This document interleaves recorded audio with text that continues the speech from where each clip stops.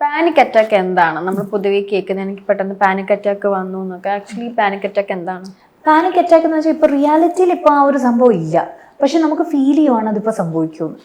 ആ സമയത്ത് നമുക്ക് ഇൻറ്റൻസ് ആയിട്ടുള്ള നമ്മുടെ ഹാർട്ട് ബീറ്റ് കൂടുക, നമ്മളെ പാമൊക്കെ സ്വെറ്റ് ആവുക, ചെസ്റ്റിനൊക്കെ ടൈറ്റ്നെസ് ഫീൽ ചെയ്യുക, ഭയങ്കര ഒരു അവസ്ഥയാണ് പാനിക് അറ്റാക്ക്. ഇതൊരു 5 മിനിറ്റ് മുതൽ 20 മിനിറ്റ് വരെ നിൽക്കും.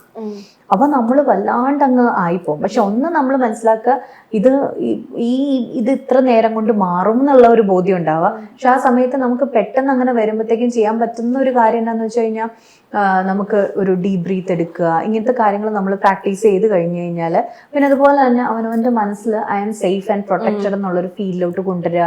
ഇങ്ങനത്തെ കുറച്ച് കാര്യങ്ങൾ ചെയ്യുമ്പോഴാണ് നമുക്ക് പാനിക് അറ്റാക്കിൽ നിന്ന് മാറാൻ പറ്റുള്ളൂ. പക്ഷെ ഇത് അനുഭവിക്കുന്നവർക്ക് ഭയങ്കര പെയിനാണ്. അപ്പൊ പാനിക് അറ്റാക്കിന് തന്നെ ചിലപ്പോൾ നടക്കാൻ പറ്റാത്ത പോലെ ഫ്രീസ് ആയിട്ട് നിൽക്കുക, ഭയങ്കരമായിട്ട് എൻ്റെ അടുത്ത് തന്നെ പല തരത്തിലുള്ള പാനിക് അറ്റാക്സുമായിട്ട് വന്നിട്ടുണ്ട്.